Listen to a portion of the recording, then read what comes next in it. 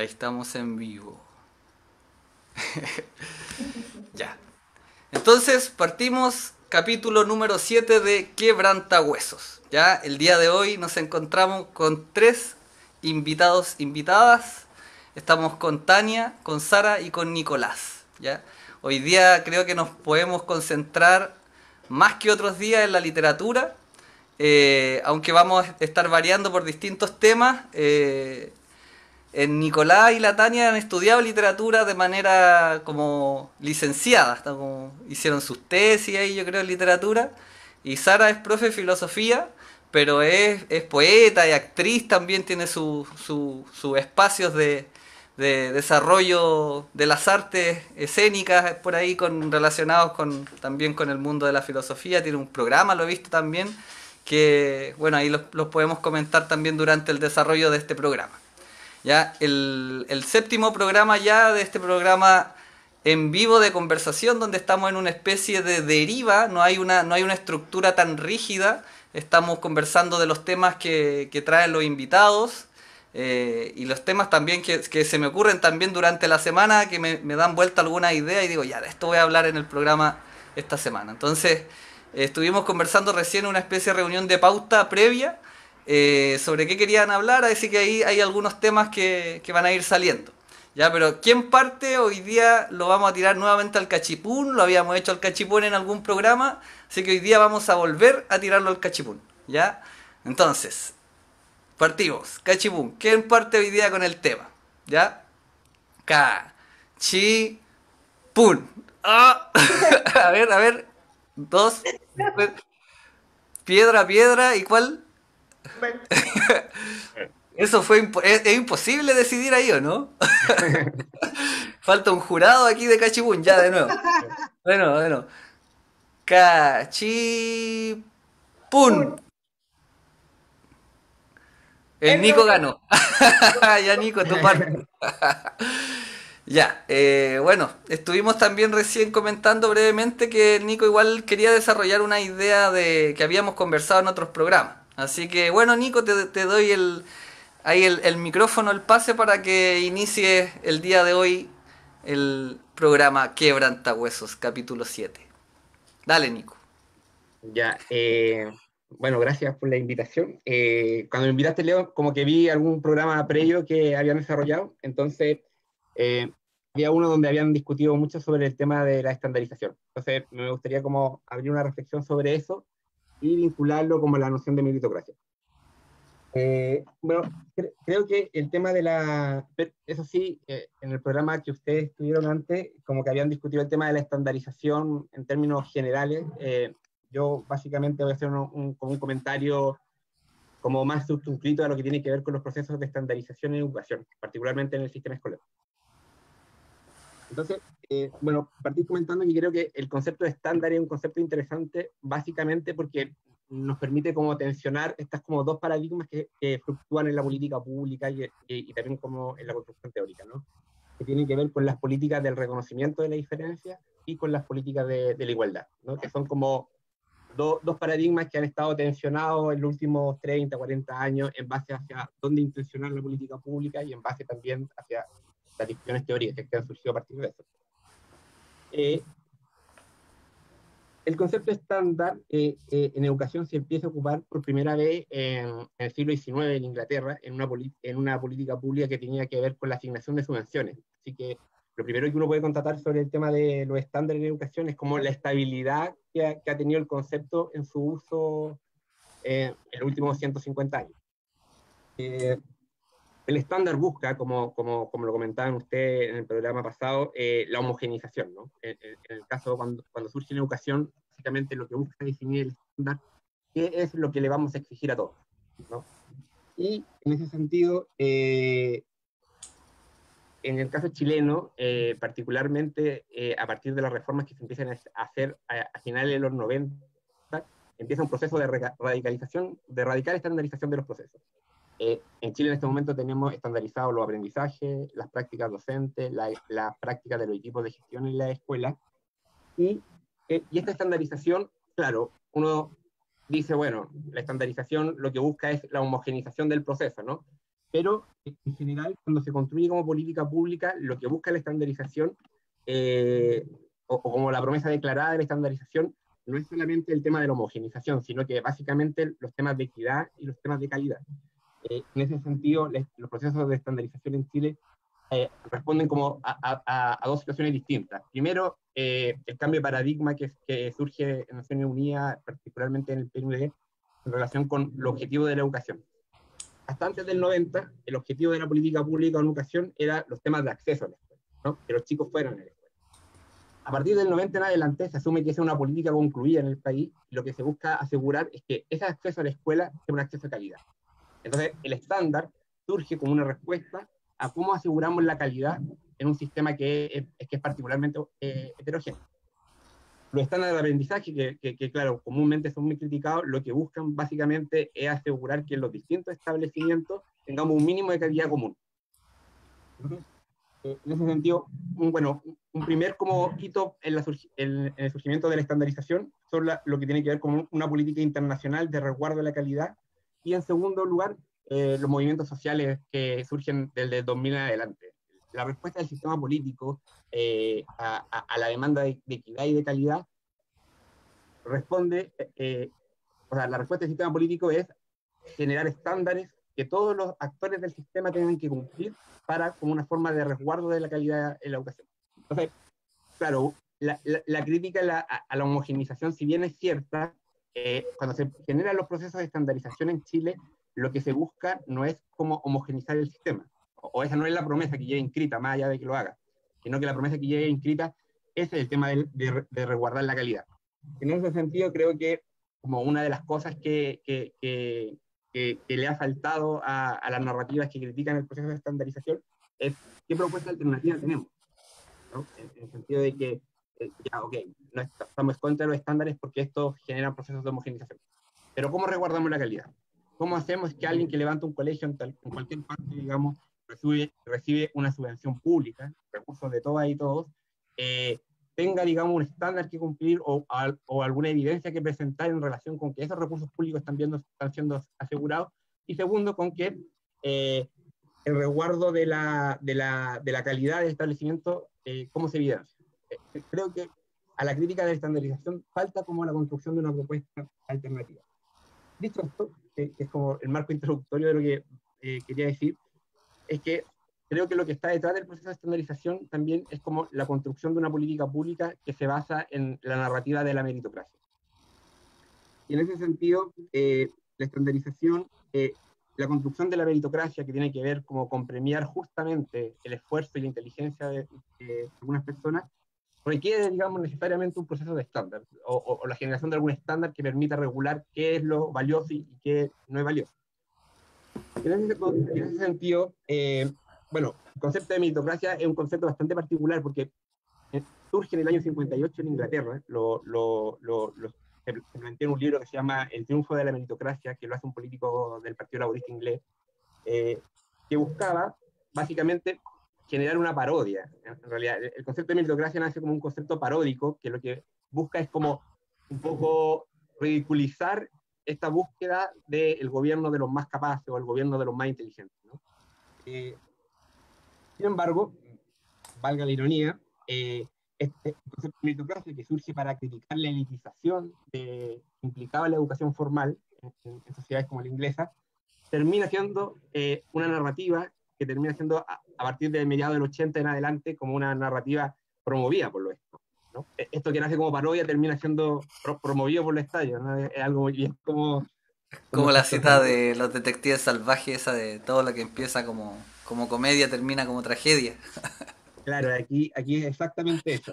Eh, bueno, pero ¿qué es el mérito, básicamente? ¿No? En el libro del Triunfo de la Meritocracia, básicamente lo que se busca es señalar es que el mérito es la suma de la inteligencia más el esfuerzo, ¿no? Eso es lo que hace que algo sea como meritocrático, ¿no? Que alguien tenga un valor en el sentido de que tiene un mérito porque tiene una inteligencia aplicada, digamos, y a eso le ha dedicado algún nivel de esfuerzo, y por tanto merece en la sociedad ser premiado por eso.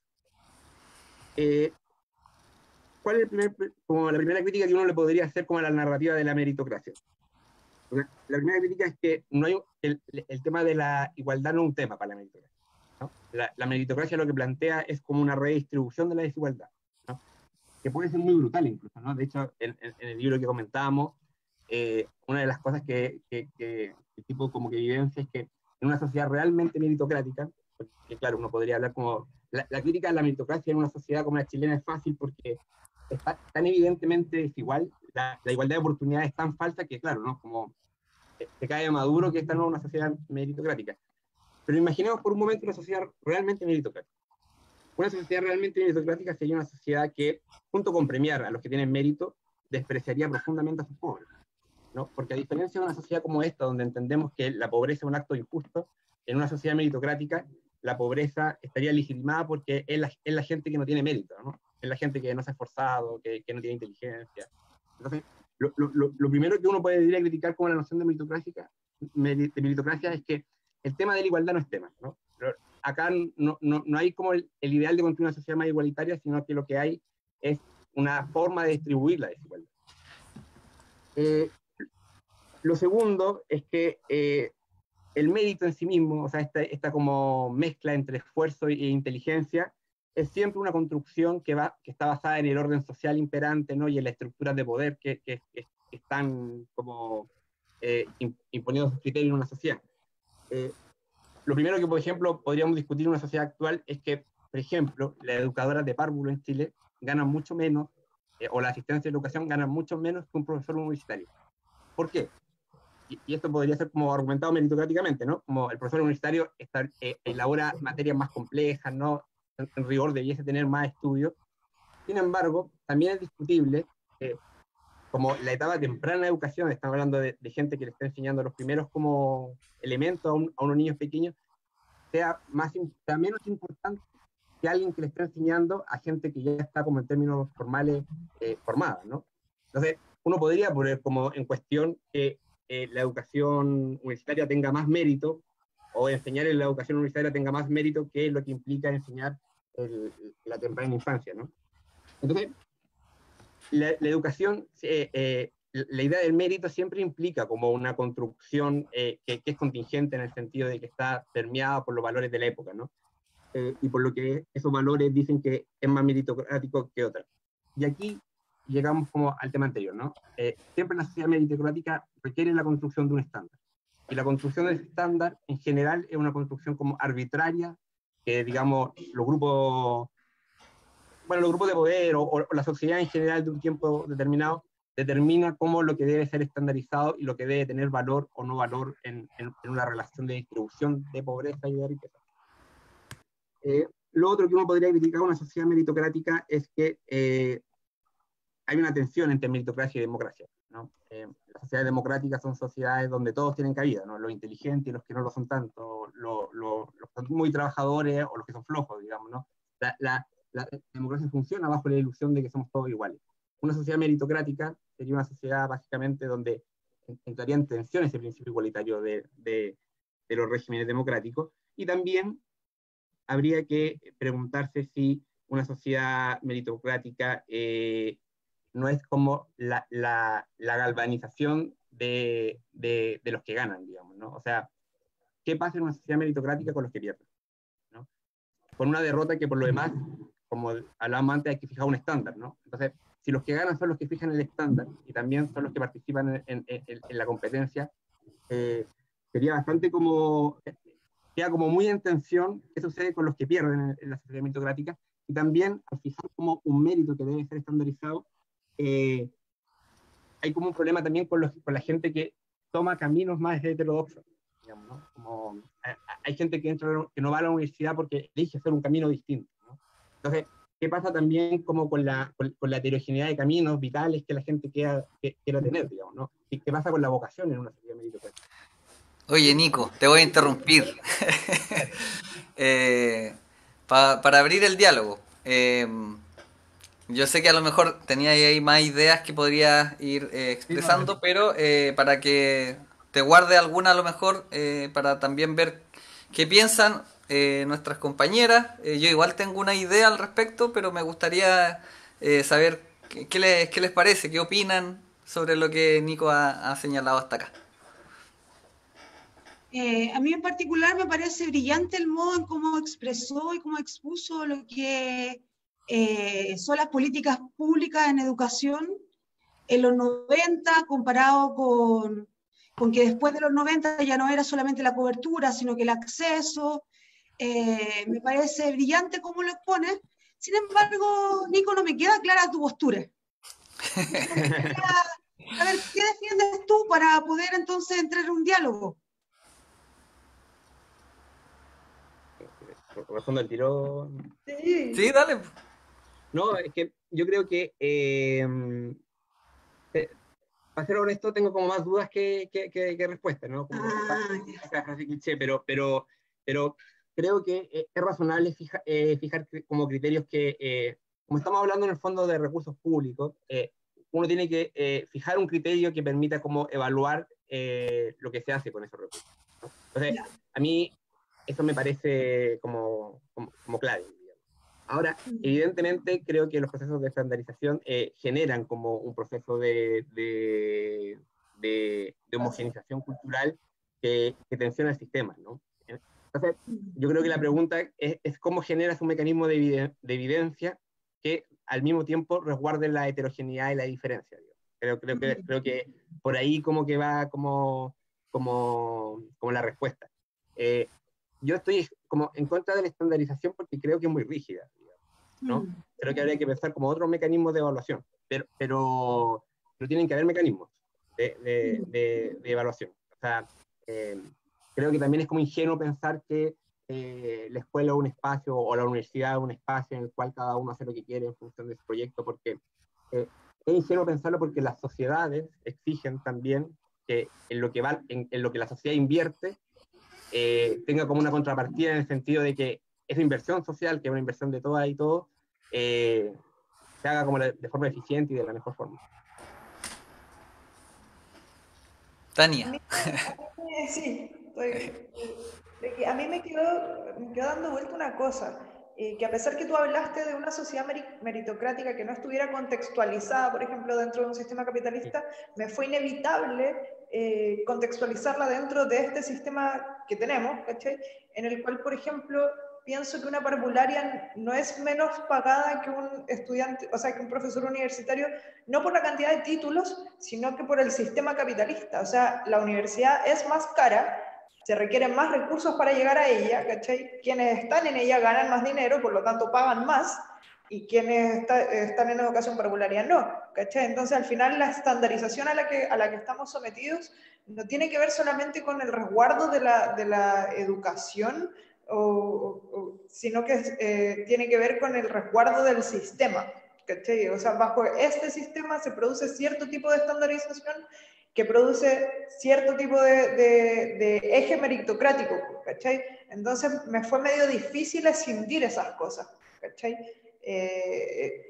No sé qué tipo de sociedad tendríamos que ser en ese sentido como para no generar estándares o estándares que efectivamente regulen la calidad educativa más que, en el caso de la educación, más que la productividad o más que la ganancia, que en el fondo son ejes que, querámoslo o no, estamos así, pero marcadísimos con ellos.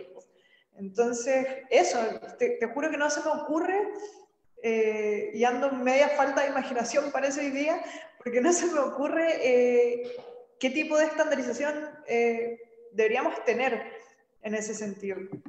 Además que yo trabajé un tiempo de correctora CINCE, entonces también sé cómo funciona el sistema de estandarización, cómo funciona esa corrección. Yo trabajaba con pruebas de sexto básico y pucha, también puedo, no me quiero meter en problemas, pero en el fondo, como sé cómo funciona, también sé cuáles son Los criterios. los criterios y los hoyos negros en el fondo del asunto, pues, ¿cachai? Que caen como medio de cajón, ¿cachai? Entonces, eso, no sé qué opinan los demás. Yo ante lo que dice Tania, claro, que anda poco creativa, yo creo que ahora todos nos vamos a poner creativos porque quebrantahueso es para echar a volar tu imaginación. Eh, pienso yo que de todas maneras creo yo que la lógica de la lógica que propone esta forma de evaluar el conocimiento de manera estandarizada y todo, es una lógica que no le importa el contenido, le importa el dinero, porque es una lógica mercantil. Por ejemplo, en un cuento de sexto básico no se evalúa la creatividad, se evalúan cosas estructurales que no necesariamente van ligadas a la potenciación de lo que es la creatividad, por ejemplo. Entonces yo creo que si queremos crear otro tipo de sociedades, obviamente que no podemos seguir estandarizándolo todo, y tenemos mucho que construir en virtud de justamente de lo singular, de la aparición de lo que nos sorprende, justamente de lo no estandarizable, pues ahí donde no puede llegar un criterio evaluador y decir, ¿está o no está presente tal elemento para evaluar? O complejizar de repente complejizar las herramientas evaluativas, ¿cachai?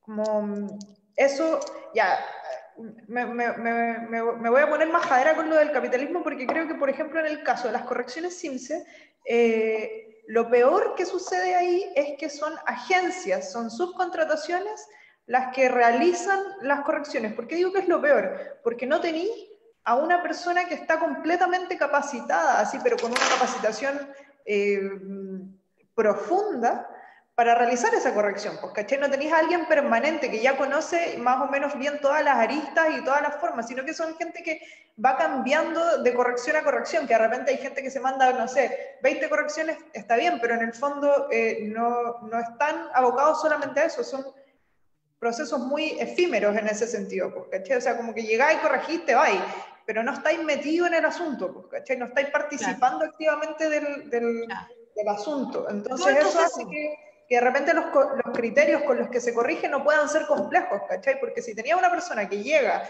la capacitáis 2 días y tiene que corregir bajo ciertos estándares y a cierta velocidad, y se va, obviamente no va a tener la capacidad para corregir algo complejo. Tiene que ser un estándar completamente simplificado para capacitar a alguien en 2 días, ¿cachai? En cambio, si lo tuviera ahí haciendo carrera, por así decirlo, en corrección, podríais decirle, ¿sabéis que un texto se puede reconocer cuando un cabrón chico te está respondiendo el texto con una poesía, pero sigue siendo coherente y sigue teniendo, no sé, el valor, mientras que otro un cuento, pero también sigue siendo coherente y así, ¿cachai? O sea, como estándares así de simples, porque de repente los criterios son mucho más cortos en ese sentido. Yo insistiría justamente en el hecho que dice Tania, con respecto a esto, claro, que a esta simplificación que se hace de los criterios, porque responde a una lógica mercantil. Yo también he trabajado en correcciones y finalmente hay empresas que se levantan, son empresas fantasmas, que mueven muchísima plata, y es un negocio. La corrección es un negocio. Entonces, ¿cuál es el sentido ¿cuál es el sentido de todo esto? En algún momento Nicolás dijo que la política internacional quería resguardar la calidad. Nosotros, como países subdesarrollados, estamos, ¿cierto? Como somos parte de la OCDE. Finalmente, ¿quiénes deciden todo este tipo de políticas educativas? Son los bancos. El Banco Interamericano de Desarrollo, o sea, como que hay criterios comerciales todo el rato. O sea, no hay como el afán como... No es, la educación es lo que menos importa, creo yo. Eso, como que finalmente son todos números nomás. Sí, yo quiero decir algo igual. Por favor. Sí, yo creo que hay una pregunta que plantea el Nico que a mí me parece que a lo mejor podríamos darle una vuelta más, que es cuál es la alternativa en el fondo, porque yo concuerdo, creo que el rollo así como filosófico de la homogeneización y la diferencia lo tenemos claro, incluso yo creo que los funcionarios de público, los profes, en general las personas que administran el Estado, tienen claro que dentro de este universal que representa el Estado debe existir la diferencia. Todos los documentos públicos yo creo que son defensores de alguna manera, de manera escrita, ¿cierto? Declarativa, en el papel, en los titulares de las leyes aparece la diversidad como un valor, ¿cierto? Creo que el Estado en ningún momento como que enarbola banderas de totalizar la igualdad y que todos seamos como calcados, ¿cierto? Al contrario, son súper críticos de las sociedades que han defendido la igualdad por sobre la diferencia. Entonces, yo creo que ahí, por ejemplo, podemos ir al currículum, no solamente como a la evaluación, sino también en el currículum. También nosotros nos encontramos en la escuela y liceos con un universal que se impone, ¿cierto? Y que hay que cumplir, y que si no se cumple, nos llega después una consecuencia. Eh, Hoy día con la pandemia eso se fue a las pailas, ¿cierto? Y yo creo que en el fondo la pregunta, y eso quería yo tratar como de abordar de alguna manera, así como cómo nosotros nos hacemos cargo mediante una alternativa a esta estandarización. ¿Cuál sería la estandarización o qué sería lo alternativo a la estandarización? Y ahí es donde está yo creo que la pregunta donde muchas veces cuesta como elaborar algo.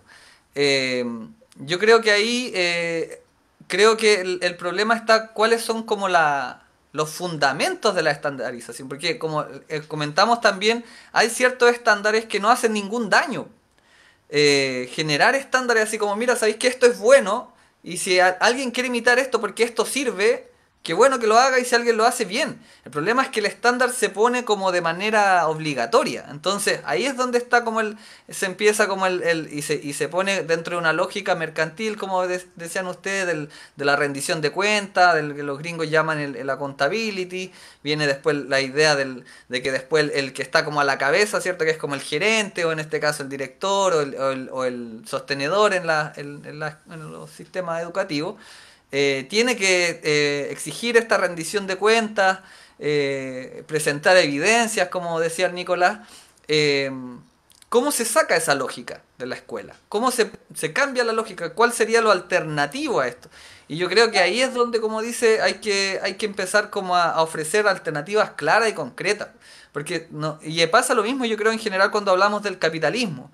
Nosotros tenemos una idea del capitalismo como lo malo, ¿cierto? Estamos todos claros y todos de acuerdo con que el capitalismo es nefasto. Pero la alternativa al capitalismo es ahí donde nosotros empezamos a chocar.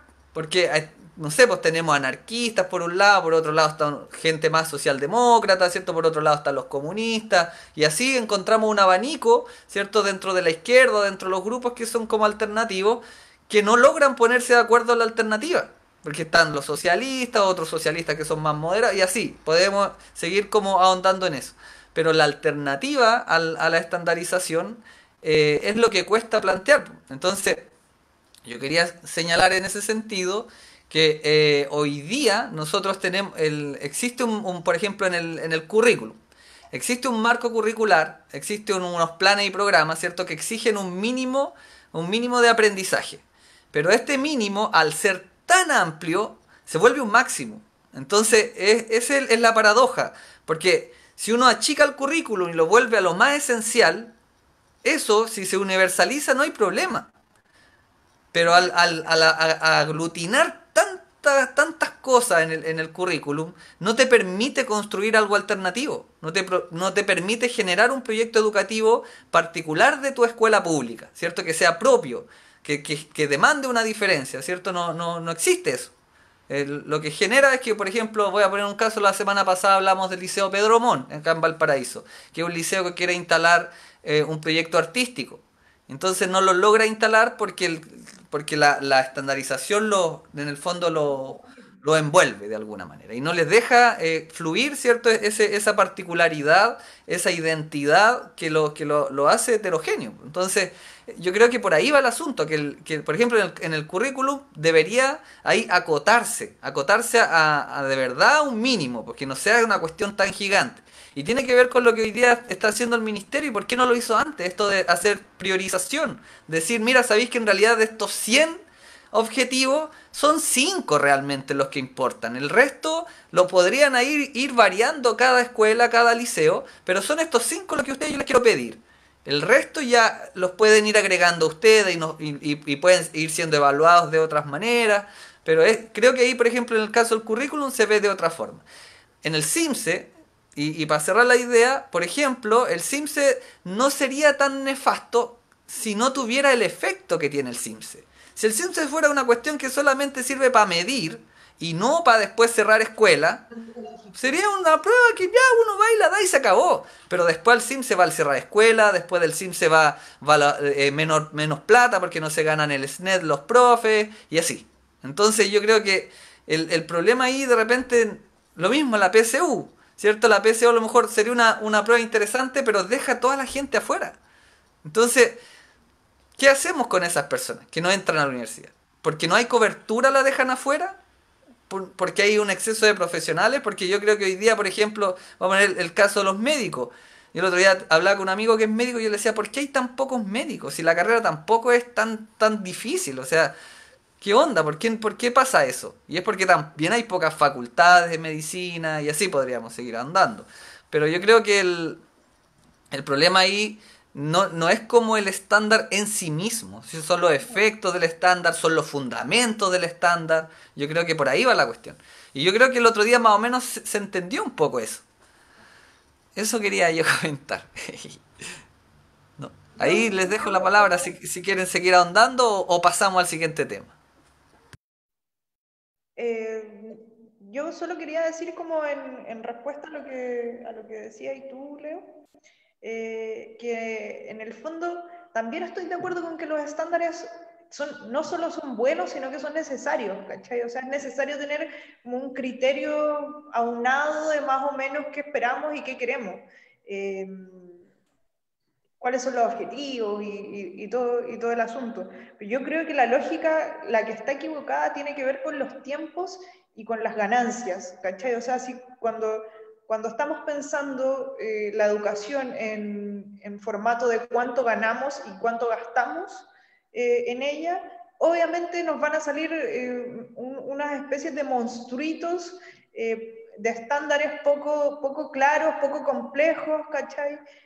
Sino que cuando tenéis una relación mala de trabajador-empleador, donde hay mucha inestabilidad laboral, donde los ciclos son muy cortos, donde no estáis haciendo carrera, donde en el fondo no hay una retroalimentación tan grande tampoco, ¿cachai? Está como todo medio estancado en ese sentido, claramente vaya a tener estándares que no van a alcanzar lo que hay. Además que pienso que los estándares también están teniendo un problema importante hoy en día, están en crisis, porque la sociedad está avanzando más rápido de lo que está avanzando el cambio de estándar, ¿cachai? O sea, el nivel de información que están teniendo los cabros chicos ahora con internet, con redes sociales, con todo, es muchísimo más mayor al que tenía un niño de hace 10 años atrás, 20 años atrás, tampoco un pasado tan lejano, ¿cachai?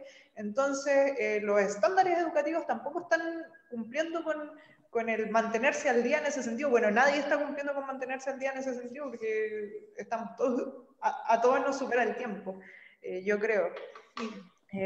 Pero creo que va por ahí, como con cambiar la mentalidad mercantil más que cambiar la mentalidad de estándar. Esa era mi respuesta para cerrar, así como en el fondo... ¿Cómo?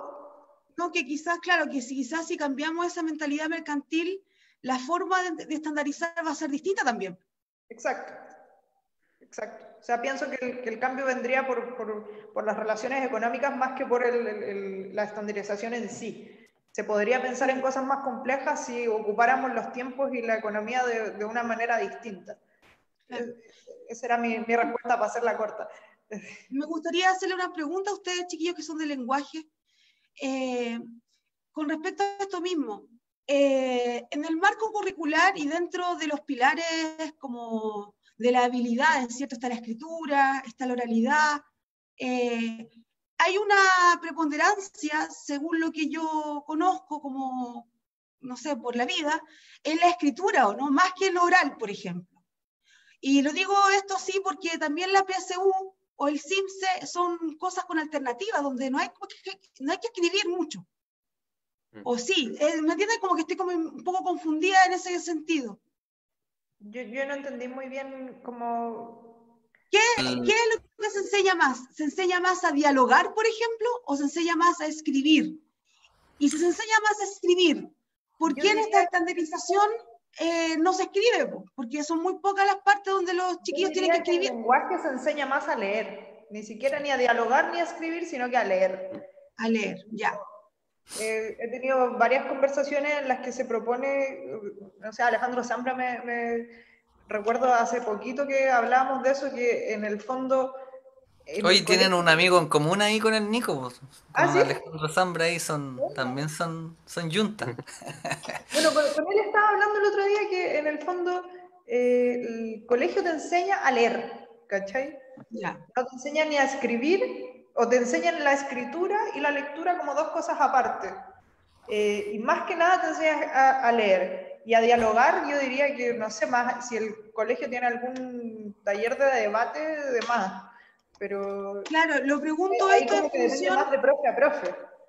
Lo pregunto esto en función de que nosotros los de filosofía, cuando recibimos a los chiquillos, a los estudiantes, en tercero medio, a mí me pasa que encuentro que, bueno, aparte que no hay como conocimiento mucho de comprensión de lectura, tampoco hay mucho diálogo, ¿me entienden? Como que uno, por ejemplo, les pregunta ya, ¿por qué les gusta esta pintura, ponte tú? Y no saben argumentar oralmente, pero tampoco, o sea, como que... Entonces yo me pregunto, ¿qué está pasando? Que está en tercero medio y no llegas como sabiendo, como que hay un pánico escénico, como que hay una vergüenza de quedar como tonto, como tonta. Entonces también dentro de este cambio, ¿cierto? Dentro de esta propuesta que uno tendría que hacer a un sistema no mercantil y a una estandarización distinta, también tendríamos que tener otro enfoque en el sentido de qué es lo que queremos que los chiquillos sepan, porque creo yo que la comunicación, también la oralidad es muy importante, lo que estamos haciendo nosotros acá. Sí, mira, yo ¿Puedo agregar cortito. algo? Dale, Nico, nomás. Dale. Ahí cerrando. No, mira, claro, yo creo que también una dificultad que tenemos, o por ejemplo a nosotros que nos gusta la literatura, también tiene que ver con que hay como una parte del conocimiento, del aprendizaje, que es un poco inconmensurable, ¿no? Yo creo que a todos nos pasa que leemos una novela y como que aprendemos algo, pero tampoco tenemos muy claro qué fue lo que aprendimos, ¿no? Como que uno siente que aprendió algo, que algo cambió, pero si te pidieran como definirlo sería también complejo. Creo que eso es como una complejidad que hay en esto, ¿no? Como que también hay procesos del aprendizaje que son inconmensurables y que eso evidentemente sintetizarlo en un estándar es algo muy dificultoso. Una cosa y lo otro es que yo creo que las instituciones de larga duración, como puede ser el sistema escolar, como puede ser el currículum, creo que hay como varios paradigmas operando. Porque yo, a diferencia de lo que señalan ustedes, yo creo que la política de la estandarización no es necesariamente mercantilista. O sea, lo es en algún sentido lejano, pero en rigor, esta típica definición que es como, no, el neoliberalismo es como más mercado y menos Estado, y digamos algo socialdemócrata sería como más Estado y menos mercado. La estandarización es más Estado. Es necesariamente más Estado. O sea, si algo aumenta es el poder burocrático, no el poder del mercado. Lo que pasa es que, como bueno, lo señala Alejandra Falabella, es un Estado a distancia, ¿no? No es como el viejo Estado docente que era dueño del colegio, que hay carrera docente ahí, digamos. No, este es un Estado que te regula, digamos, te financia primero, y después te evalúa, te pondera, pero los procesos de estandarización no hay ni un desmedro del poder del Estado. De hecho, yo diría lo contrario, que le han dado más poder al Estado, porque el Estado ahora, a propósito de la estandarización y lo que decía Levante, el Estado hoy puede cerrar una escuela. cosa que antes no podía hacer. Entonces, yo creo que estos fenómenos también donde son como fenómenos complejos y como son fenómenos complejos, operan en ellos varios paradigmas. Efectivamente hay un paradigma que uno podría decir como neoliberal o mercantil, pero también hay otro tipo de paradigmas que están operando, y a veces lo difícil del análisis es que operan como confundiéndose, ¿no? Son como políticas que se van juxtaponiendo y uno al final como que no tiene muy claro delante de qué está, digamos, pero creo que es importante también como mirar la pluralidad de paradigmas que operan en el sistema escolar, no es solamente como un paradigma. Yo cuando me refería a lo mercantil dentro de la construcción de paradigmas, no me estaba refiriendo al paradigma en sí, porque eso, como dije, me parece necesario, me parece que está muy bien, ¿cachai? Sino que me refiero más a la forma, ¿cómo decirlo? Al entramado laboral que hay detrás de quienes construyen y de quienes ejercen ese paradigma, ¿cachai? O sea, lo mercantil no está en la elaboración del paradigma, sino que está en la forma en la que el Estado subcontrata o en la forma en la que el Estado paga a los docentes, que tiene más que ver con lo económico. Eso. Sí, en todo caso, yo creo que mientras el Estado sea una empresa, puede tener poder, pero tiene poder en función de que es una empresa. Entonces hay una lógica mercantil igual. Oye, yo La educación se ve como un bien de consumo. Quiero leer aquí unas opiniones del público. Tenemos poquito público, pero es un público que opina. Dice Ruth, que es una profesora de acá de mi liceo, que es la profesora de UTP. Dice: hay que avanzar hacia una evaluación educativa colaborativa entre establecimientos y nivel central. Colaborativa es la decisión de instrumentos evaluativos coherente al contexto de escuela y liceo. Después el SEBA, que también ha estado acá, dice: en el caso de la evaluación de las políticas públicas no se pueden estandarizar porque lo local es diverso y las evaluaciones tienen tienen sesgos porque no instauran financiamientos participativos y evaluarlo en función de lo que la misma comunidad requiere. Pregunta. Dice: la homogeneización, hay lógicas neocolonialistas en función de una idea de progreso. Después Rocío, así está como enojada aquí, la veo. Dice: ¿en serio estamos defendiendo la priorización del ministerio que está pidiendo el lenguaje matemática obligatoria dejando asignaturas fuera? No la estamos defendiendo, no malinterprete, compañía. Dice: ¿cómo el problema no va a ser el estándar si en base a eso se da el acceso y financiamiento? No es el discurso abstracto que se ejecuta mal, es un discurso que produce un efecto específico, que es lo que estaba comentando yo también, por el efecto. Que es la precarización de la escuela pública, la pérdida de autonomía en sus proyectos. Luego dice: toda defensa del estándar como un motor positivo o una garantía de mínimo no hace otra cosa que desconocer la tarea que hacen las y los profesores, es creer que quienes mueven la educación son una lista de indicadores y vaciar a las y los docentes del rol que tienen en el aula para reducirlos a meros ejecutores. Preocupémonos más de la formación inicial que de hacer del estándar algo positivo, dice. Después dice: ¿cómo el estándar no va a ser necesariamente mercantilista si reduce todo a números y rendimiento y asume que no hay nada fuera de la lógica cualitativa? Dice: ¿cómo el estándar no va a ser? Bueno, eso lo repitió, repetió el comentario. Mira, yo creo que en general, si me preguntan a mí, yo concuerdo con lo que plantea la Rocío. Creo que en ningún caso nosotros estamos defendiendo el estándar como algo que deba aplicarse necesariamente a la escuela. Y eso es lo que yo el otro día también planteaba. O sea, generar estándares en general no tiene nada de malo cuando no tienen efectos. Yo creo que el problema del estándar son los efectos y también la base. O sea, ¿de dónde surge el estándar? ¿Para qué se hace el estándar? Yo creo que en el fondo son como el por qué y el para qué, porque puede haber un estándar que no tiene ningún efecto negativo. Entonces eso es lo que en el fondo yo estaba tratando de señalar. Y cuando pongo el ejemplo del ministerio, no es para defender al ministerio, en el fondo es para plantear la crítica misma a lo que ha hecho el ministerio durante décadas en Chile, que es generar unos currículos gigantescos que son inabordables, que la cobertura curricular son pocos los que logran hacerla, y quienes la hacen corriendo sin ningún tipo de profundización en lo que señala el currículum. Entonces, yo creo que estamos claros, igual que con lo que también decía el Nico. O sea, yo creo que, la idea de la administración del Estado con lógica privada es un problema. Y eso es lo que en el fondo estamos planteando, porque no es que cuando planteamos así como el mercado y el Estado, como si en Chile fueran dos cosas distintas, cuando hoy día el mercado y el Estado están como imbricados. No, no sé si se podrá decir el Estado va por un lado y el mercado va por otro. Yo creo que el Estado hoy día se administra como si fuera un mercado, ¿cierto? Con las mismas lógicas, con las mismas formas como del el management, que es como instaurar una lógica como de empresa en el Estado, instalar una lógica de empresa en la escuela. Yo creo que ese es como el problema también, pero no es que el problema sea solamente el Estado o mercado, sino que hoy día funcionan como si fueran la misma cosa en algunos casos. Y el mercado se mete como en el corazón del Estado. Entonces yo creo que por ahí va también el problema.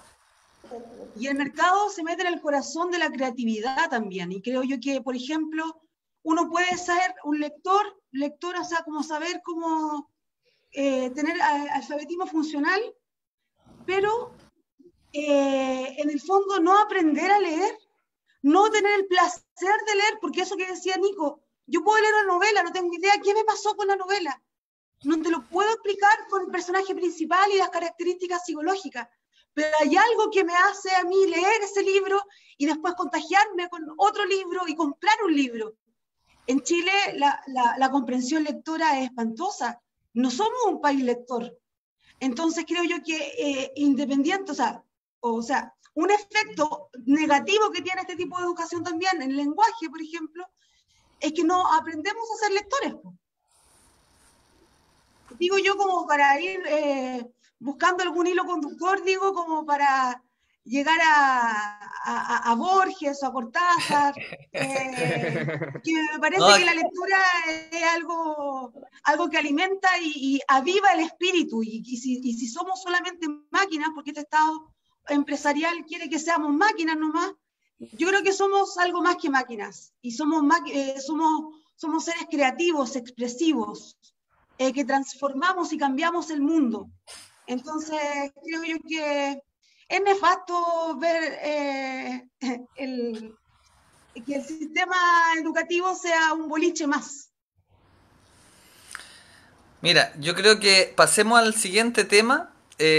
Ahora yo no sé quién viene. Yo creo que sabemos que nos ganó el Nico porque hizo piedra, hicimos tijera. Pero ahora quién viene Ah, ahora. yo pensaba que venías tú, Leandro. Por eso te decía ¿Ah, lo de yo? la lectura. No, pues, cachipún. Ya. Ya. Cachipún. Ya, Sara. Nos ganó. Oh, No tengo tema. ya,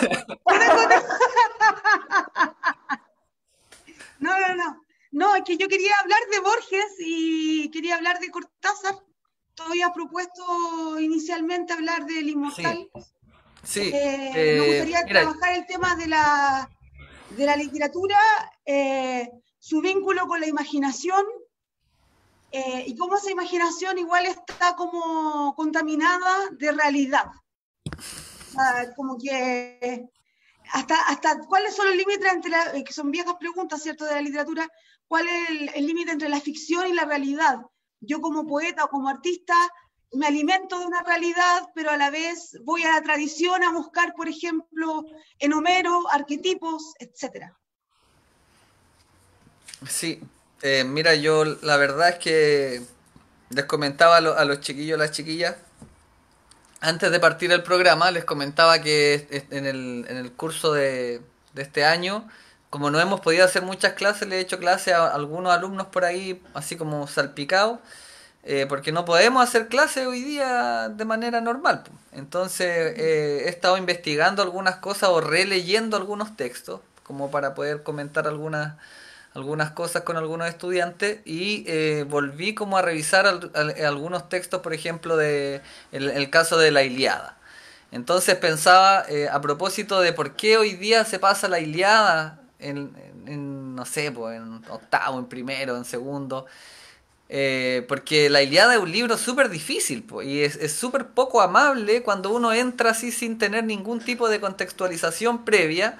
La Ilíada es una cosa muy rara, o sea, estamos leyendo un texto que tiene más de 2500 años prácticamente. ¿Cuántos años tiene? Tiene como 3000 años ya la Ilíada, ¿no? Se dice, ahí la cuestión homérica dice que la Ilíada sería como del 9, siglo 9, 9 antes de Cristo. pero tampoco está 100% claro, o sea, no Y hay lo que no ocurrió hay una ahí seguridad es respecto a algo ello. que se narra desde antes. O sea, ni siquiera es como que está narrando el tiempo de Homero, sino que Homero está Claro. compilando toda la tradición oral de una Grecia arcaica. Claro, entonces pensaba a propósito de eso, claro, y uno puede entender como la buena intención de que uno conozca la Ilíada o la Odisea, que son como los textos que comúnmente se leen en la escuela en muchos cursos, pero yo pienso que la Ilíada es un cacho en el fondo, es un cacho porque en el fondo te pone en un problema que uno podría hacerse el loco, pero en realidad te mete como en una especie de callejón sin salida en el fondo. Eh, a mí personalmente la Ilíada me provoca esa sensación como de cuando uno lee textos que uno no sabe si realmente lo que está leyendo es o no es lo que se supone que alguien creó en algún momento de manera individual. Que es un poco con lo que pasa con los textos bíblicos, ¿cierto? Que son como, y Borges también, a propósito de lo que hablábamos del inmortal, donde el personaje de ese cuento de Borges que sale en el Aleph, el primer cuento, eh, lo que plantea ahí Borges muchas veces en su obra es que todo es ficción, la Biblia es ficción, todo es ficción, hasta la vida es ficción, dice Borges, ¿cierto? Y por eso también tiene ese libro Ficciones, donde mete ensayos, y ahí yo creo que en ese sentido la Ilíada nosotros la estudiamos como si fuera un libro escrito por un autor, y cuando uno empieza a ver quién es Homero realmente, Homero, como bien dice Borges, no es nadie, pues podría, como cuando uno dice Sócrates, ¿cierto? O cuando dice Platón, podrían ser muchas cosas, en realidad hay un debate respecto al rollo de la autoría, ya por una parte. Y por otro lado está el problema de la escritura, que es ahí lo que planteaba también Sara. O sea, hoy día nosotros, por ejemplo, como bien decían, estamos dedicados a la lectura, más que a la escritura, más que a la oralidad, principalmente a la lectura. Eh, y ahí, cuando pensamos en la tradición literaria más antigua, siempre se habla que las primeras obras literarias eran orales. Entonces, ¿cómo van a ser literarias si la literatura es un arte de escritura? Entonces ahí se vuelve todo un tema sobre qué es la literatura realmente, y son ahí los ramos de teoría literaria cuando uno está en la escuela sobre qué es la literatura realmente. Y nunca llega uno a una respuesta, es como ¿qué es la poesía? Tampoco uno llega como a respuestas como definitivas. Entonces, por eso yo planteaba en el fondo el problema del origen, que es el problema también que ahí se plantea Derrida en algún momento. ¿Por qué aquí nosotros nos interesa el origen? ¿Por qué el origen? ¿Por qué dedicamos tanto énfasis al origen? ¿Por qué no leemos textos de ahora? ¿Por qué vamos al origen? ¿Qué hay de importante en el origen? Eso yo quería como plantear, porque en el fondo cuando hablamos del origen de la literatura o de lo literario, uno podría decir, bueno, a lo mejor el origen no está ahí, el origen está en China o en Egipto o qué sé yo, en Sumeria, en distintos como puntos geográficos donde hay textos que podrían considerarse literarios. eh, y ¿por qué la Ilíada? ¿Por qué la Ilíada? ¿Por qué no otro? ¿Por qué no sé, el libro de los muertos? ¿Qué sé yo? Hay otros textos que son anteriores, que son más o menos contemporáneos. ¿Por qué la Ilíada? O sea, la India no tenía cultura ahí, no tenía, o no sé. Entonces, claro, pensamos en Occidente, que somos occidentales y todo. Hoy día, por ejemplo, estaba escuchando ahí en la mañana, a mediodía también, había una discusión sobre cómo se comprende el pensamiento mapuche, como la cosmovisión mapuche. Entonces, ¿cómo hoy día, por ejemplo, planteaba una profesora, no se debería hablar de filosofía mapuche en términos de que la filosofía representa un sistema occidental? Entonces, creo que eso era lo que yo quería así como abrir como en términos de debate. O sea, ¿qué piensan ustedes de la Ilíada o del origen? ¿Por qué vamos a ese origen? Yo prefiero, si me preguntan a mí, a lo mejor ir a leer a Borges que ir a leer a Homero. Si me pregunta a mí, a lo mejor Borges prefiere leer a Homero que leerse a sí mismo. Pero, pero yo sinceramente a mí igual leo la Ilíada, pero porque me dedico a la literatura como de manera, como de manera profesional, digamos, que es como mi trabajo. Pero yo no ando leyendo la Ilíada cada rato así porque sea entretenido nomás, ¿cierto? Porque la Ilíada te pone en un problema filológico en el fondo. Porque está escrita en un lenguaje muy raro, está llena de referencias, pero plagada de referencias, que los niños de séptimo, de octavo no van a entender, ¿cierto? Si la leen así, y generalmente le leen un resumen y con una traducción horrible. No sé, ¿qué opinan? Ahí está es mi tema. Lo tiro ahí, después podemos de ahí llegar al inmortal o qué sé yo, a otra obra o a otras literaturas también. Yo creo que la Ilíada está mal pasada, ¿cachai? Yo creo que los griegos en el currículum educativo están mal pasados, ¿cachai? En el sentido de que llegan y los proponen, así como, mira, así, mira, léelo y mira qué bonita la Como historia si de uno un fuera niño, griego. no sé, Dragon Ball, ¿cachai? ¿No?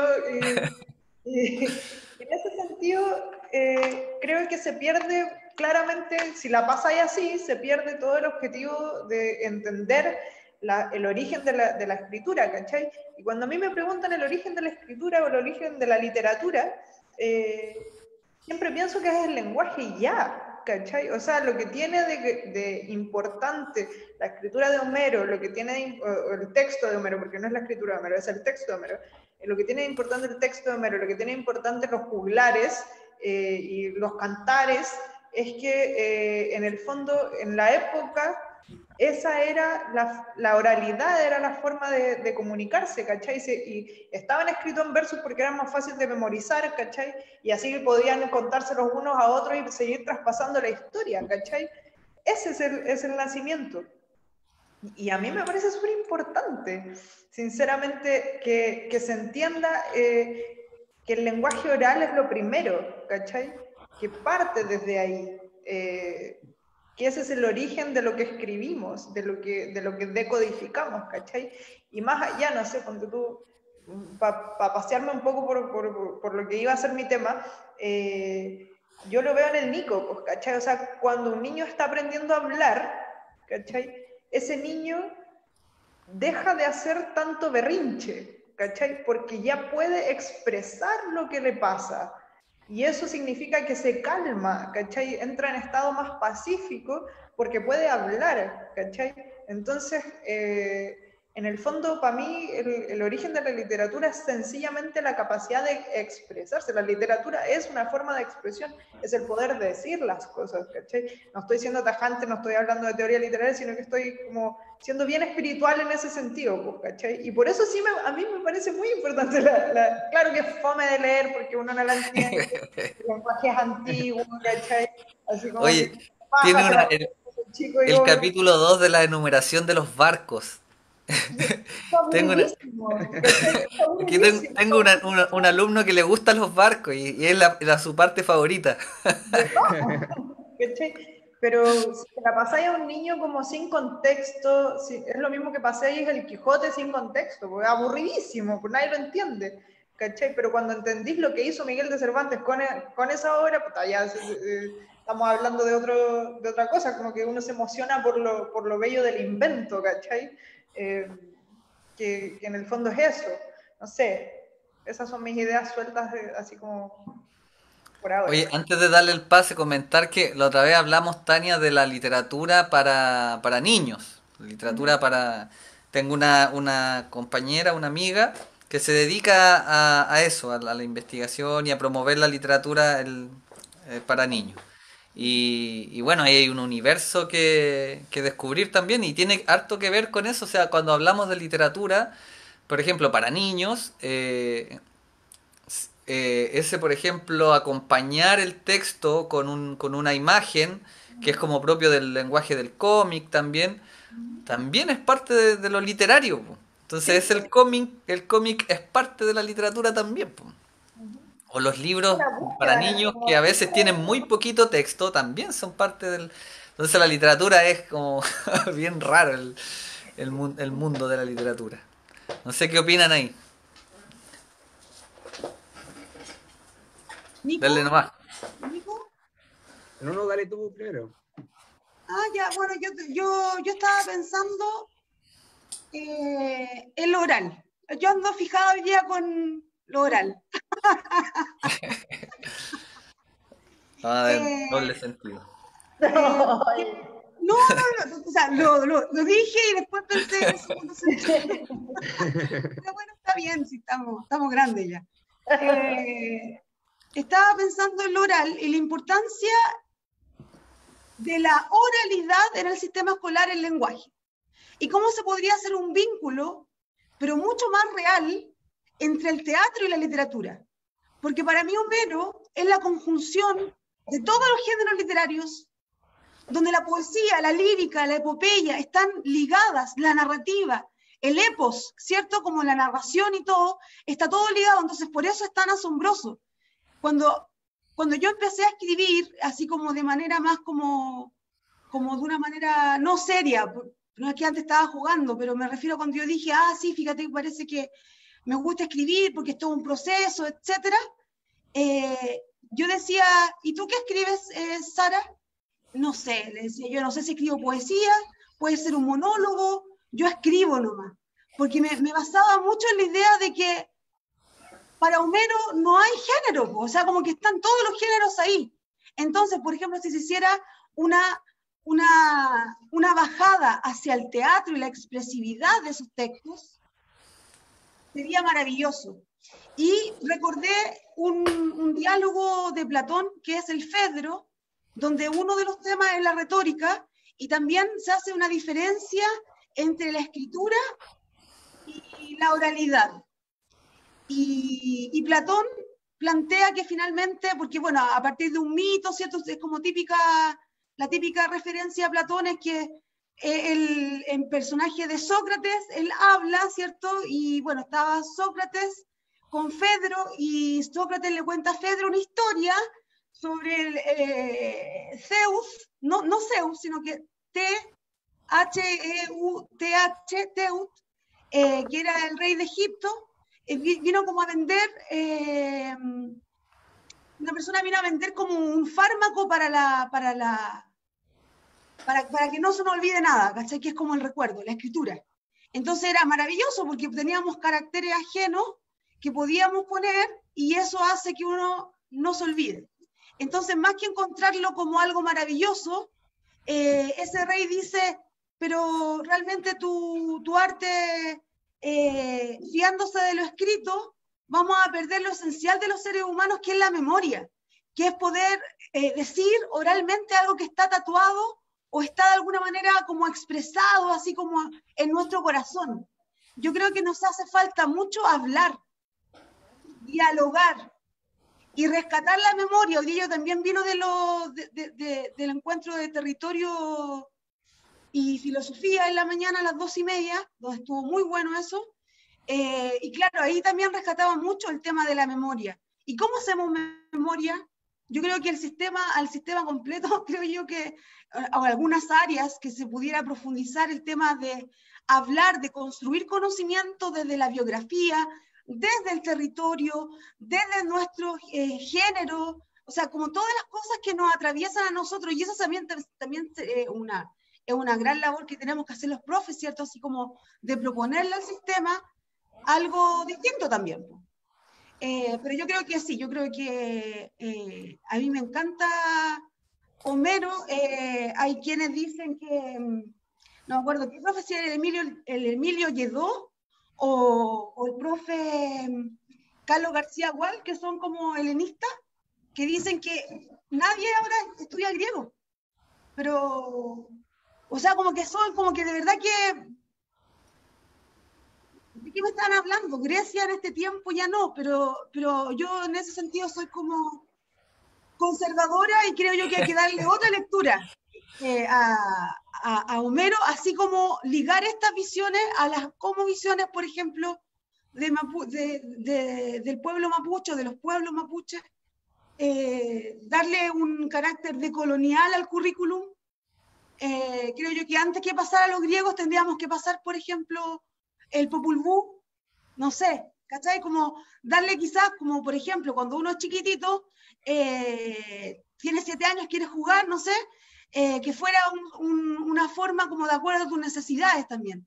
Esa hiperkinesis que hay como propia de los chiquillos que lo anestesian con pastillas, es terrible eso, ¿cachai? Como una medida muy violenta, y creo yo que el teatro, la música, el arte, todo eso que es como bien Waldorf, lo que estoy diciendo, debería ser una cosa muy importante, y después quizás cuando uno es más grande pasar a Homero, así como cuando uno ya esté como más formado, ¿me entienden? Eso.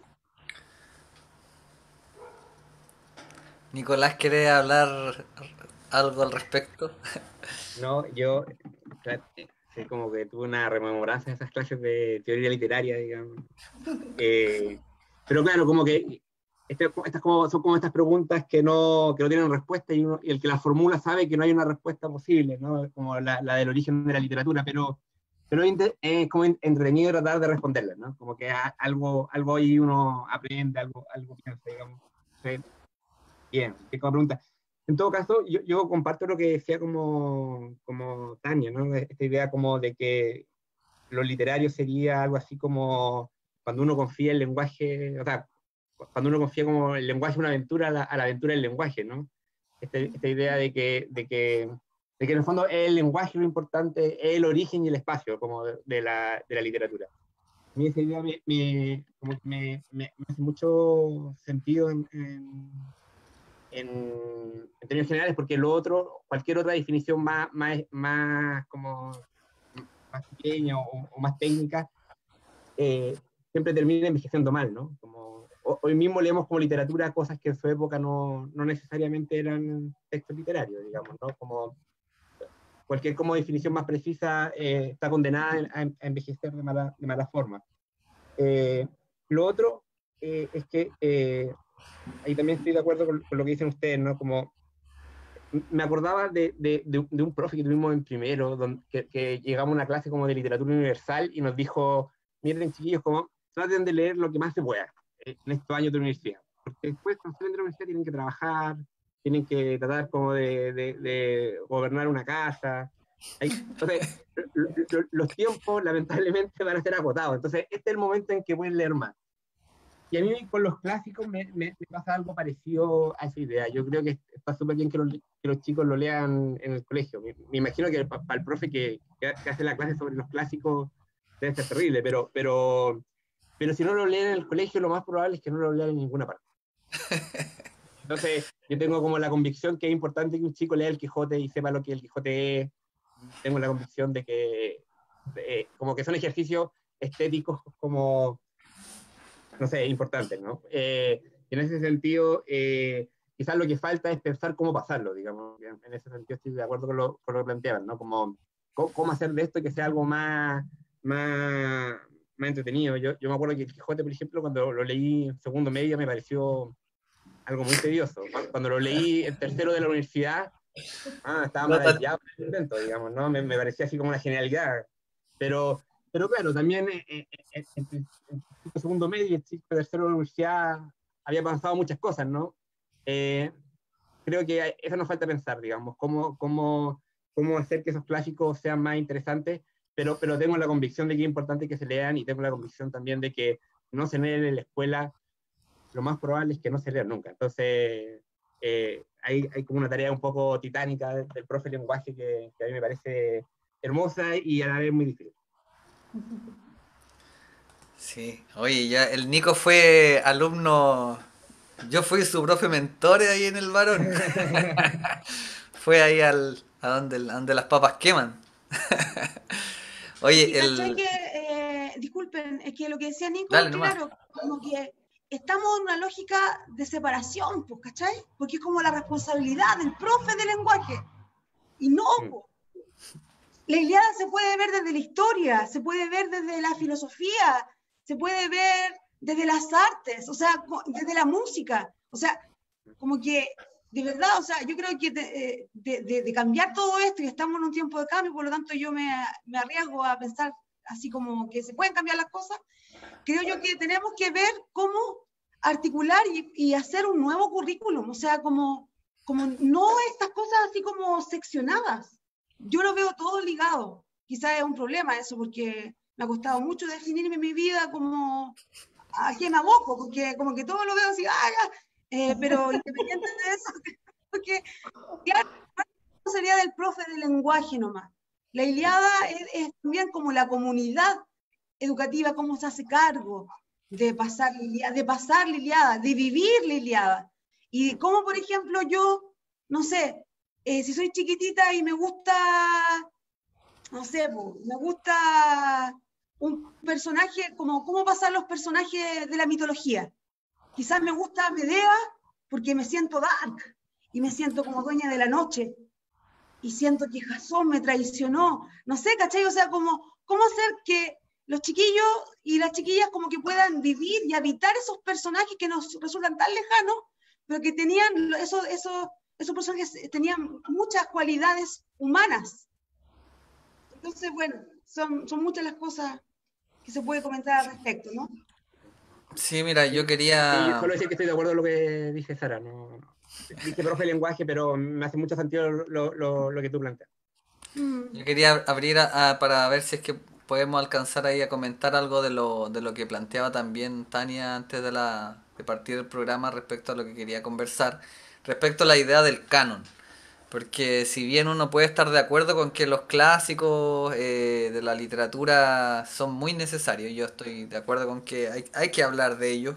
Ahora, el tiempo que uno invierte o cuánto pone en el orden de prioridades del currículum, por ejemplo, ciertos autores, yo creo que ese es un problema, porque yo insisto y yo estoy de acuerdo con esa idea que probablemente Homero tenga o la Ilíada o ciertos textos clásicos o muy antiguos o por ejemplo el Quijote que hablaban ustedes, tienen como una presencia en algunos casos, como en los profes, como que esto tiene que ser así porque como que así me lo enseñaron a mí en el fondo.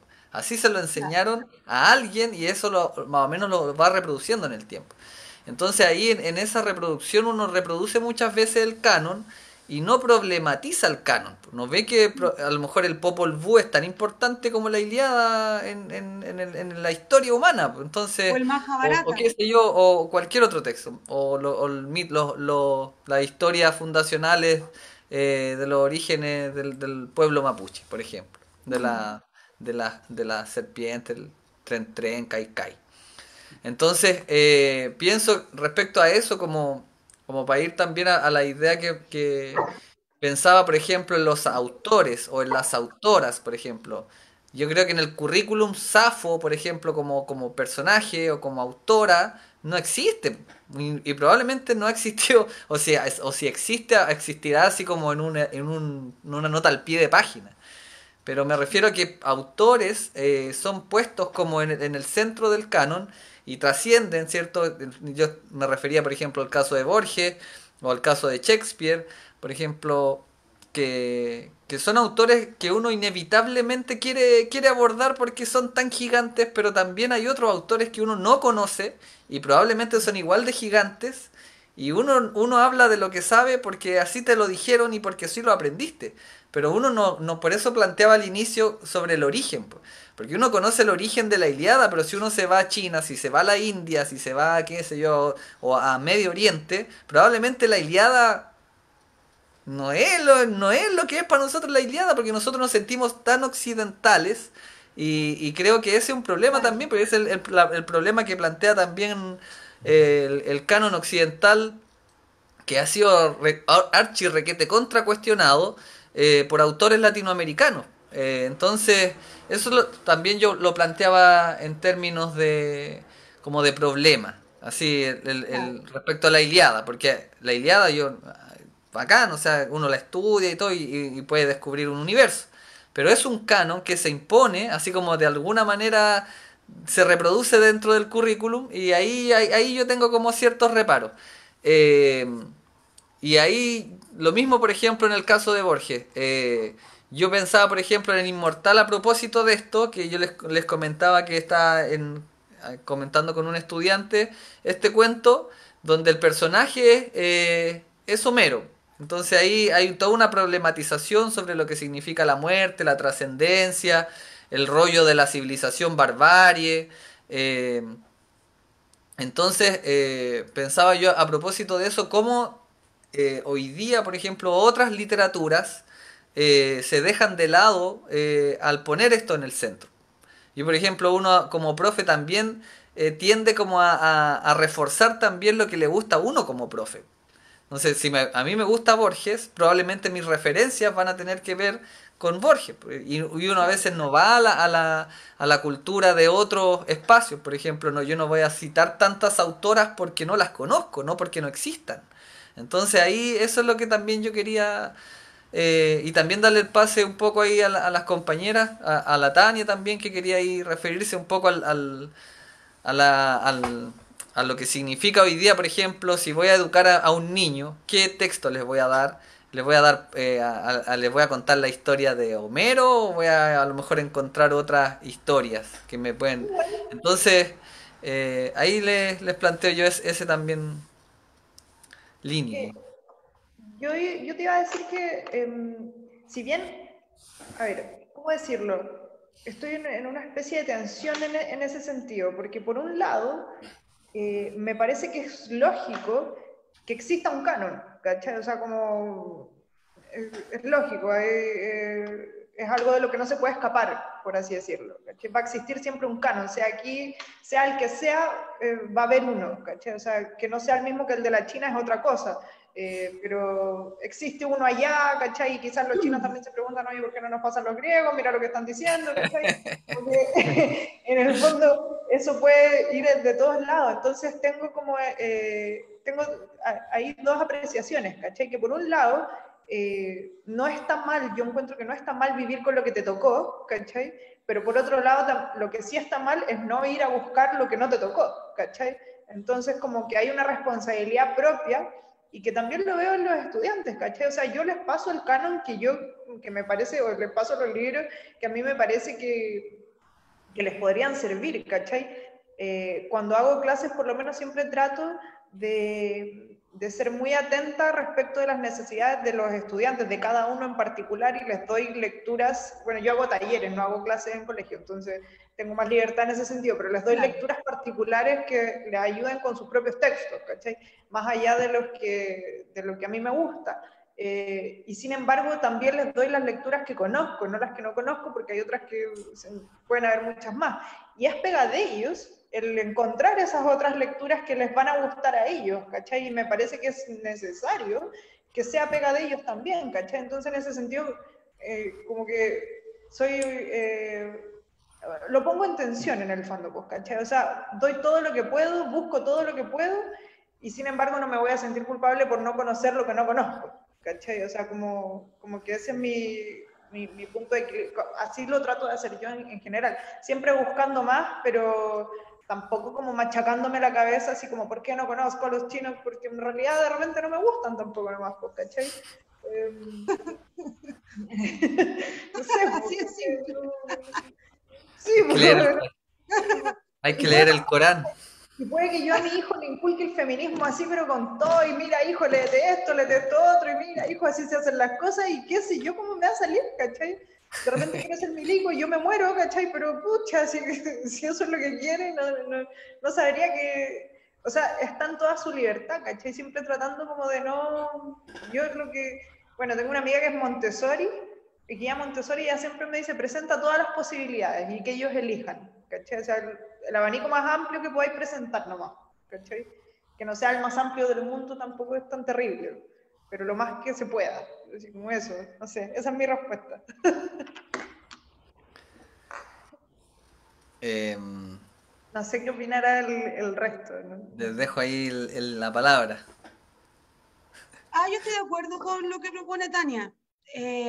Pienso yo que uno tampoco como profe es un director espiritual, pues, o sea, como que vaya a dictaminar y vaya a guiar ese espíritu hacia la senda del bien, pues, ¿cachai?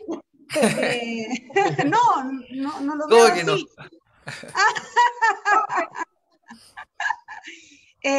No, yo creo que no, pues yo creo que está bueno eso de presentar las posibilidades.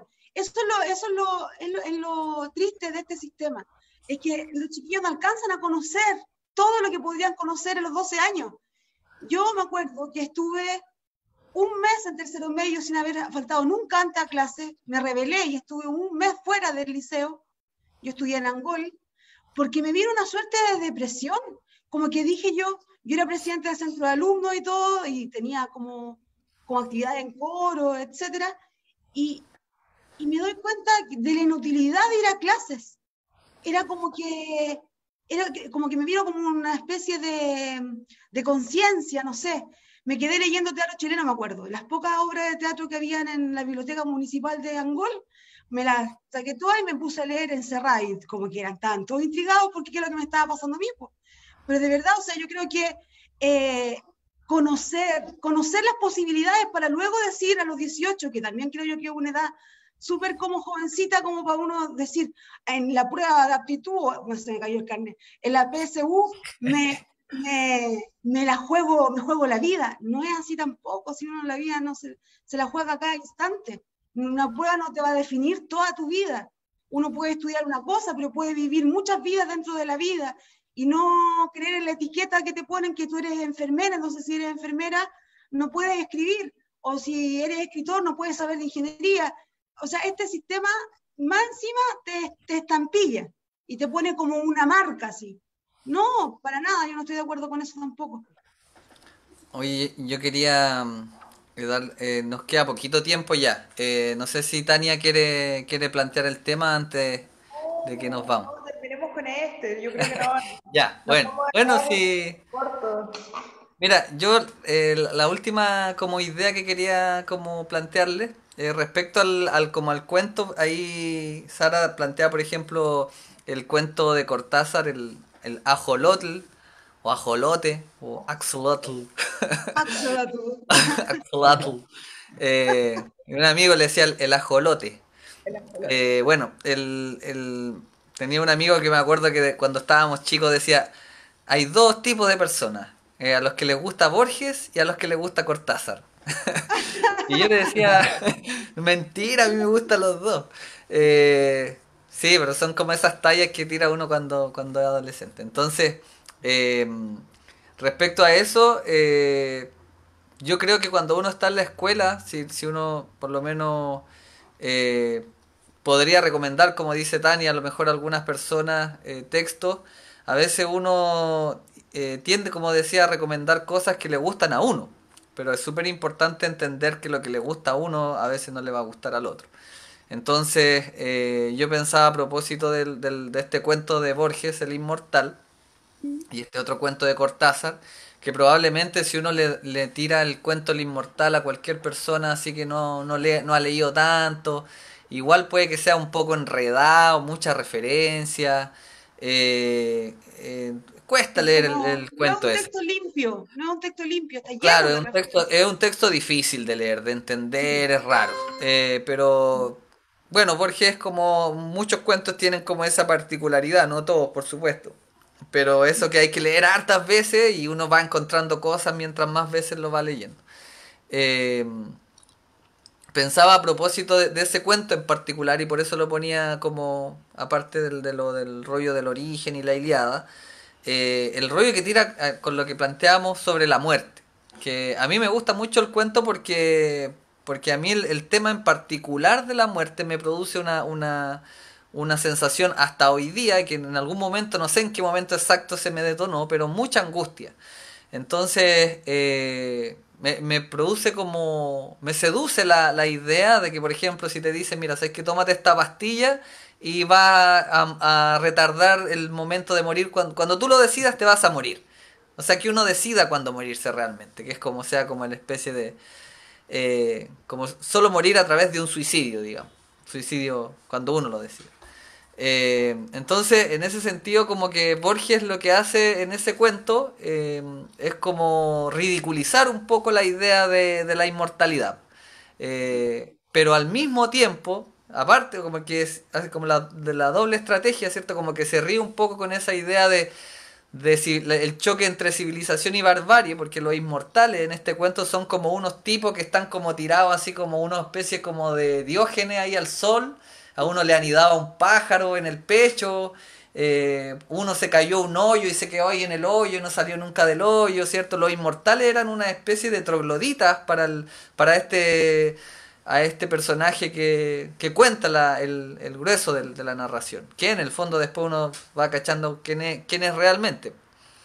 Pero ese choque, ¿cierto?, entre los trogloditas y los inmortales que esperaba encontrar el protagonista de la historia, es lo que a mí en el fondo me produce como esa sensación como de desazón un poco respecto a la idea de la inmortalidad que plantea Borges. Borges en el fondo te está diciendo que ser inmortal es un baladí, es una tontera, ¿cierto? Lo dice literalmente. Y que lo que hace como bonita la vida o vivible es la muerte. Entonces, bueno, a mí nunca me ha convencido mucho eso, la verdad, pero tampoco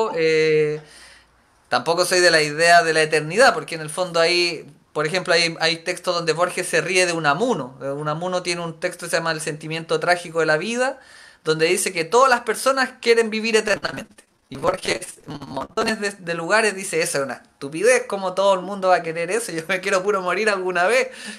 Entonces, esa idea de la inmortalidad, igual a mí me parece como bien seductora. Y si uno piensa, por ejemplo, como en contraste en historias como más cortasarianas, eh, son otras, yo lo siento que son mucho menos, como lo planteaba así, como mucho menos, son más cotidianas. Borges como no es tan cotidiano, como que ve la muerte así como de manera muy trascendente y muy universal, como que se deja un poco de lado lo más cotidiano, ¿cierto? Va como a personajes míticos, a Homero, ¿cierto? En cambio Cortázar es Heráclito. como un personaje más ahí, el tipo que está en la casa, ¿cierto? Está cocinando ahí, haciendo Oye, el que se está aseo. jugando los puchos, está jugando los Claro. puchos.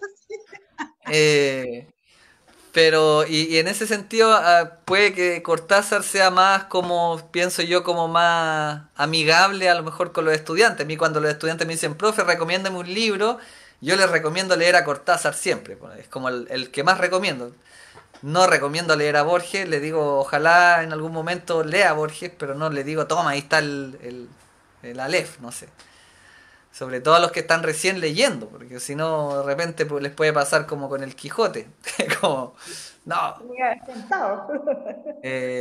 no sé qué piensan respecto a eso. Va a ir como tirando ya el final del programa. Respecto a esa idea que también se planteaba así como de estos dos autores que son como muy emblemáticos, ¿cierto? De las carreras, sobre todo de literatura. ¿Qué piensan ahí? se, quedaron, se quedaron piola. O sea, yo quiero que los chiquillos respondan, po, porque ellos son más de literatura que yo. No, pero está abierto, está ¿Verdad? abierto, está abierto. Bueno, mira, yo pienso que yo le leído más a Cortázar que a Borges. Eh, Sin embargo, con Borges me ha pasado, ya no debería tener ese prejuicio, pero como se sabe que el loco no era peronista, no era comunista, o sea, era como un sujeto muy despreciable en términos políticos, eso me ha impedido acercarme. Fíjate, ya tengo 37, no debería estar con este tipo de estupideces, ¿cachai? Pero de verdad, o sea, como que eso me ha dificultado poder como entrar en Borges de una manera sistemática, digo yo, ¿cachai? Como que a Cortázar lo he leído más, porque también me ha parecido más abierto para poder entenderlo.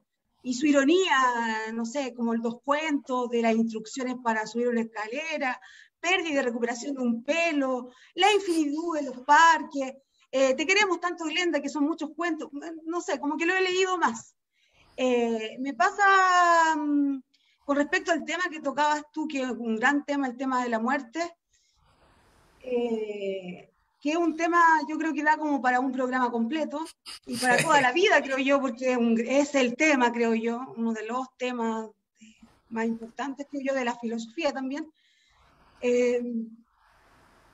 Yo al menos pienso que estoy con Miguel Hernández cuando él dice que él elegía a Federico García Lorca, le dice: Federico, yo soy de los que gozan de una muerte diaria, o de más de una muerte diaria, no recuerdo bien cómo es el verso, pero yo creo que cuando uno le quita el dramatismo de la muerte como desenchufarse de algo, y como que se te para el corazón y biológicamente mueres, uno le quita ese...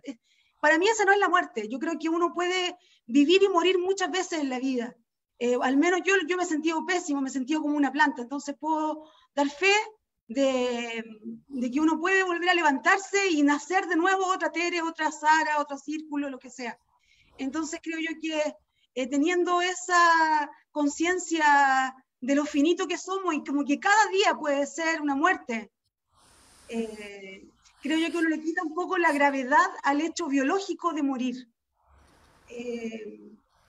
Y se refuerza la idea con lo que manifestaba con respecto a este sistema, que también te inocula la idea de que tú eres un médico, y que tú eres un ingeniero, que tú eres ontológicamente un ingeniero, perdiendo toda tu particularidad. Creo yo que el arte, justamente en tanto expresividad, nos llama a ser auténticos, a conocer nuestra biografía, a conocer, por ejemplo, en mi caso, que era de Angol, y que mi abuelita tenía una toma, fueron a la toma, y ahí en los confines de Angol había una piedra. Yo amo esa piedra, yo obedezco a esa piedra. Hay una piedra grande que estaba instalada como el puntal de Angol, decía mi abuelito. Yo creo que en la medida en que uno tenga historia, eso te ata a la vida, y te ata a vivir muchas vidas dentro de la vida. Y eso, o sea, como que... Yo creo que después de eso no podemos decir nada. Ya, cerró el programa. Nos vamos, adiós. La Sara dice, ¡pa! Guillotina. No, pero es que es como la visión que tengo yo con respecto a esto, está bien. porque me lo he cuestionado igual un poco. Sí, para ir cerrando, yo creo ya. Estamos como en el fin, en la muerte. Estamos en la muerte del programa. Sí. En la muerte del programa. Sí, ahí como para ir cerrando, sí que quieren hacer como algún último comentario respecto al, no sé, despedirse si quieren. Sus últimas palabras. Agradecer la invitación, agradecer a los chiquillos, la conversación estuvo muy buena, muy nutritiva, y nos veo a todos que nos vamos riendo, así que eso es lo más importante, creo yo, que lo pasamos bien, y gracias. Nico. Sí, no, lo mismo. De hecho, me acuerdo que cuando era más chico, con Leo nos juntábamos mucho y tuvimos, creo que, largas conversaciones, así que, bueno, han pasado años que, ya varios años sin vernos, en verdad, ya, entonces, ha sido bonito, ha sido melancólico también, y no, la pasé súper bien, y gracias por la invitación, y también gracias a Tania, a Sara, que creo que me voy con muchas cosas para pensar. Bien. Ya, pues, nos vamos entonces Wow. con estos tremendos invitados e invitadas que tuvimos el día de hoy. Un abrazo, nos vemos la próxima semana en Quebrantahuesos número 8. Adiós, hasta la próxima. A quebrar los huesos. Chao. Ya, chao, Lin.